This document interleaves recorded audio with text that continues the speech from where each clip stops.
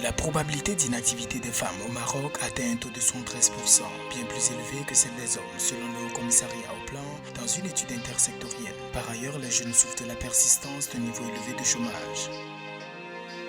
4,7 milliards de dollars ont été payés depuis 2009 au titre d'impôts et de redevances par la société minière Barrick, un investissement bénéfique réalisé au profit de la République démocratique du Congo sous forme de redevances, d'impôts, de dividendes ainsi que de paiements aux fournisseurs locaux. Pour une valeur de 178 millions de dollars, la Côte d'Ivoire veut mettre en place un projet qui vise à limiter les pertes post-récolte. L'initiative vise à concevoir et à mettre en place une solution intelligente et durable pour réduire les pertes dans les zones de production agricole.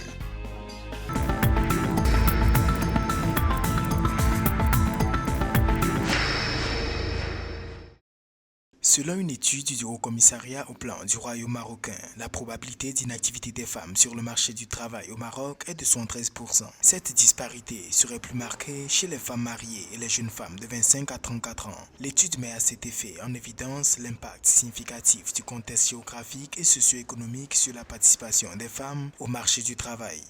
La raison est simple, c'est que beaucoup de femmes marocaines ne sont pas instruites et habitent dans des endroits très éloignés. Les femmes se marient d'une manière précoce aussi au Maroc, comme dans beaucoup de pays africains. Et une fois mariées, elles ne cherchent plus à travailler, elles s'occupent du foyer. Et puis, les conditions sont difficiles pour elles.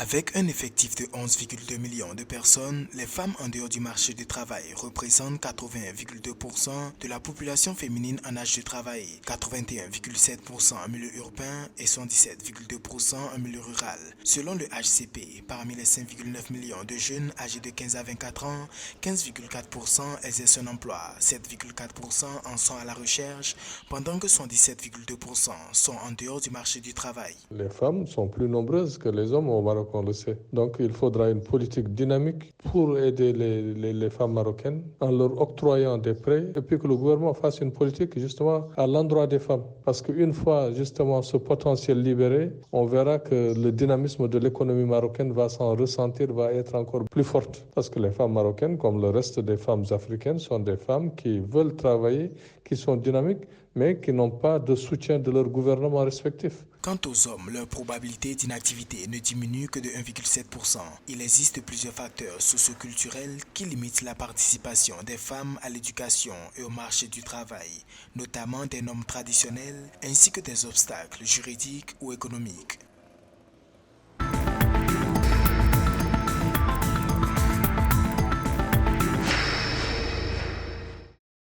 En République démocratique du Congo, la société minière Barrick Corporation a annoncé un paiement chiffré à 4,7 milliards de dollars au titre d'impôts, redevances, dividendes et paiements aux fournisseurs locaux depuis 2009. L'annonce a été faite par Marc Pristo, directeur général de l'entreprise, lors d'une conférence de presse. En effet, 0,3% du chiffre d'affaires de la société Barrick est alloué au développement communautaire via le fonds de développement de Kibali, touchant directement le bien-être des habitants locaux.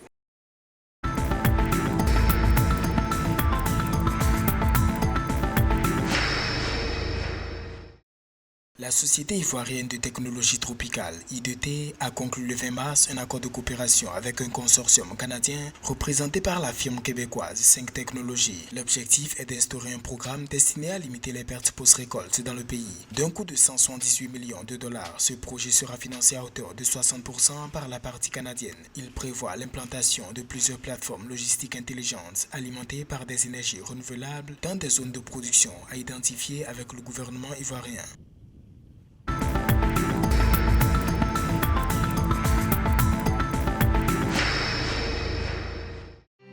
Le 22 mars 2024, la Fondation Tony Elumelu a annoncé que pour le compte de la 10e cohorte de son programme d'entrepreneuriat, 1104 entrepreneurs africains répartis dans 54 pays africains ont été sélectionnés pour bénéficier d'un accompagnement technique et financier. Chaque entrepreneur bénéficiera d'un accompagnement à hauteur de 5 000 $ non remboursables pour développer ses initiatives et créer des emplois décents et durables. Plus de 400 000 emplois ont été créés dans le cadre du programme avec des revenus générés qui se chiffrent à plus d'1,2 milliard de dollars.